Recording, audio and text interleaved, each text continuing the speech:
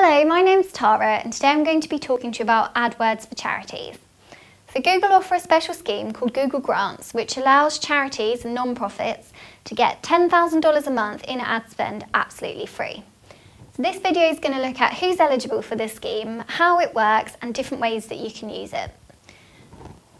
So to be eligible, you need to be registered as an official charity in your country. It varies from country to country, but there'll be an official body that you need to register with in order to be eligible for the scheme.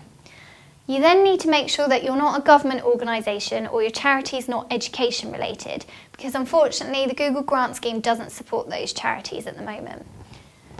You need to make sure if you're selling products on your site that 100% of the revenue goes to the charity. This is a condition of using the grant, so if you are selling products, it's something you need to be aware of.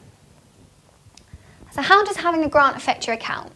Well, the grant's only eligible to use on search campaigns, which means if you want to do remarketing or display advertising, you'll need to do it from a separate AdWords account, and it will obviously be paid for separately outside of the grant. This doesn't mean you can't do them, it just means it needs to be done separately. With the grant, it also means your bids are capped at $2 per bid. So it means you have to work a bit harder to optimise your account to make sure that everything's really working well in order to still get good ad positions despite only being able to bid a maximum of $2. If you do manage to optimise your account well, you'll find that you could be eligible for an extra $30,000 a month, which means you could get a total of $40,000 in a grant every month for absolutely free.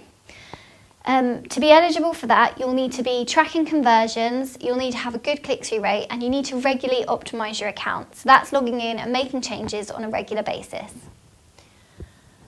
You can only use one domain with the grant as well. So for example, with Macmillan, if they have their coffee morning campaign, they might have a separate domain to drive traffic to for that particular campaign.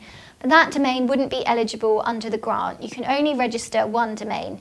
So if you are going to have lots of campaigns with separate kind of sites, try and keep them in a subdomain rather than a microsite on a separate domain.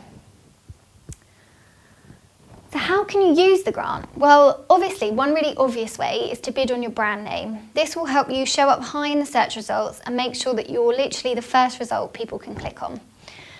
Alongside this, if you run campaigns, for example, recently we saw the Ice Bucket Challenge and we saw brands like Macmillan bidding on that term.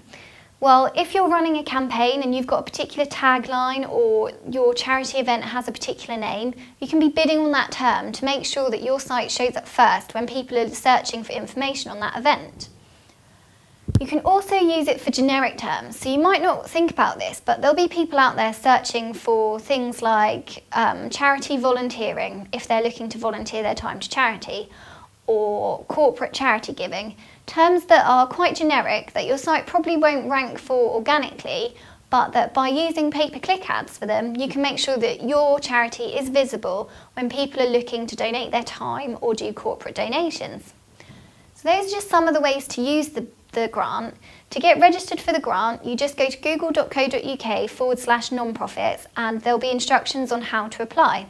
If you want any help with this or any other advice, feel free to follow us on any of our social profiles.